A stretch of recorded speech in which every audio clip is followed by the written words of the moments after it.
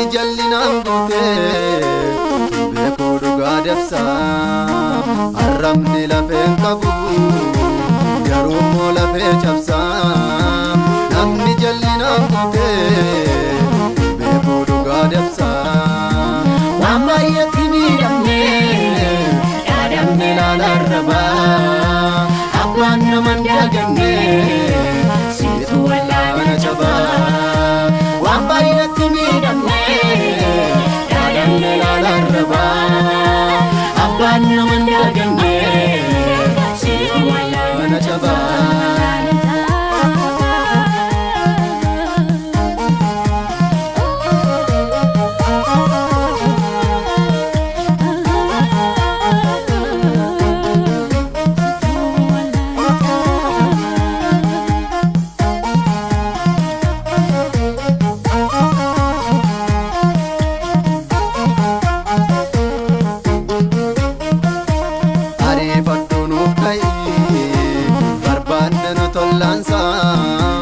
obsineesi eegganna waaqayyo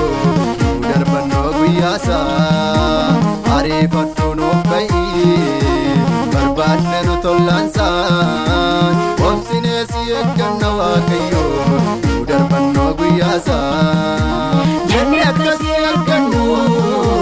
abdii nu keessa keessee walii yennoo erganne beerri gooftaasa keessee jenne akkasii argannu abdii nu keessa keessee walii yennoo erganne beerri gooftaasa keessee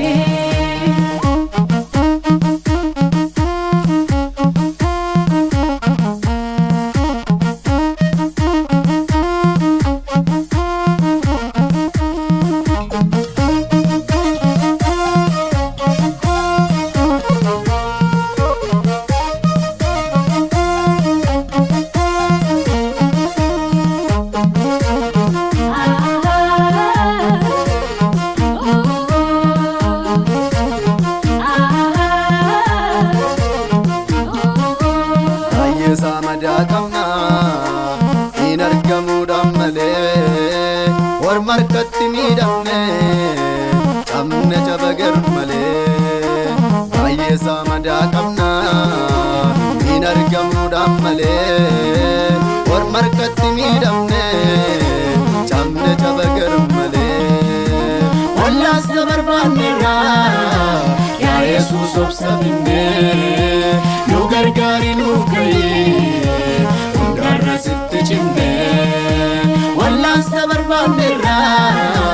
yaa Yesuus obsa finnee nu gargaari nuuf ga'ee hundarra sitti cimnee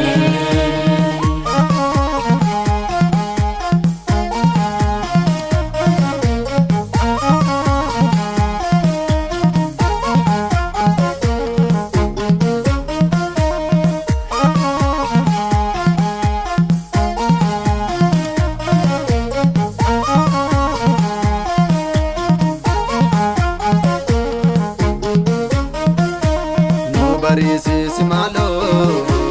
ati barii fayyinaa guutes boqonnaan qabuun silayyuu biyyi lafaa rakkinaa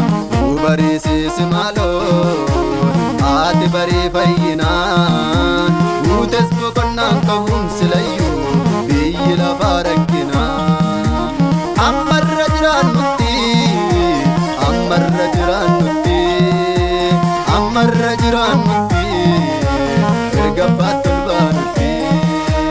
ammarra jiraannutti ammarra jiraannutti ammarra jiraannutti gabbatul baanutti wallaani camni koosiidhaan maleen fayyuu wallaani inni suwangera keettiyuu wallaani na duukaa hin darbin gaddi koo wallaani sirkanaafa bulu lubbuun koo wallaani camni koosiidhaan maleen fayyuu wallaani inni suwangera keettiyuu wallaani na duukaa hin darbin gaddi koo wallaani sirkanaafa bulu lubbuun koo